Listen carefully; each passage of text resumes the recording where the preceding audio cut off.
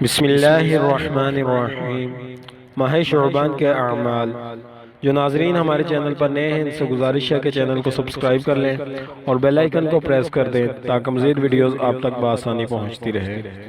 ماہ شعبان کے اعمال میں سے پہلا عمل یہ ہے کہ کثرت سے یہ دعا پڑھیں: اللہم بارک لنا فی رجب و شعبان و بلغنا رمضان، جس کا ترجمہ یہ ہے کہ اے اللہ ہمارے لیے رجب اور شعبان میں برکت عطا فرما اور ہمیں رمضان تک پہنچا دے۔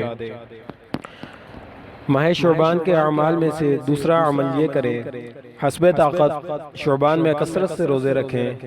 حضور صلی اللہ علیہ وآلہ وسلم شعبان میں کثرت سے روزے رکھتے تھے۔ ماہ شعبان کا تیسرا عمل یہ کریں: نفس کو رمضان کی عبادات کا عادی اور خوگر بنانے کے لیے شعبان سے ہی روزہ، تلاوت، ذکر و اذکار اور دیگر عبادات کا اہتمام کریں۔ مجالس الابرار میں ہے کہ شعبان چونکہ رمضان کا مقدمہ ہے، اس لیے شعبان میں روزہ اور تلاوت قرآن سے رمضان کی تیاری مستحب ہے، تاکہ اس سے نفس کو رمضان آنے سے پہلے ہی اطاعت الہی کی عادت ہو جائے۔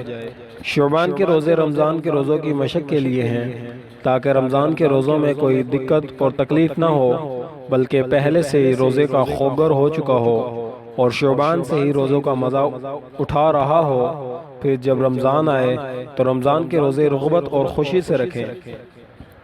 ماہ شعبان کا چوتھا عمل یہ کریں کہ 29 شعبان کو چاند دیکھنے کا خصوصی اہتمام کریں۔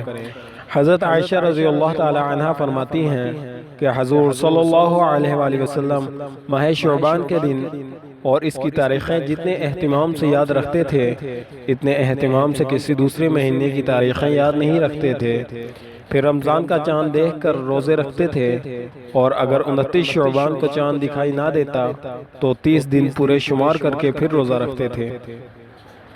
فائدہ: چاند دیکھ کر ہرگز نہ کہنا چاہیے کہ یہ فلاں دن کا چاند ہے، اس حساب سے آج فلاں تاریخ یا فلاں روزہ ہے۔ جب لوگوں نے دیکھا تب ہی سے حساب شروع ہوگا۔ قیامت کی علامت میں سے ہے کہ چاند بے تکلف نظر آئے گا، تو کہا جائے گا کہ یہ دوسری کی رات کا ہے۔ 29 شعبان کو غروب آفتاب کے بعد رمضان کا چاند دیکھنا، تلاش کرنا فرض کفایہ ہے، تاکہ روزہ یا افطار کی حقیقت واضح ہو جائے۔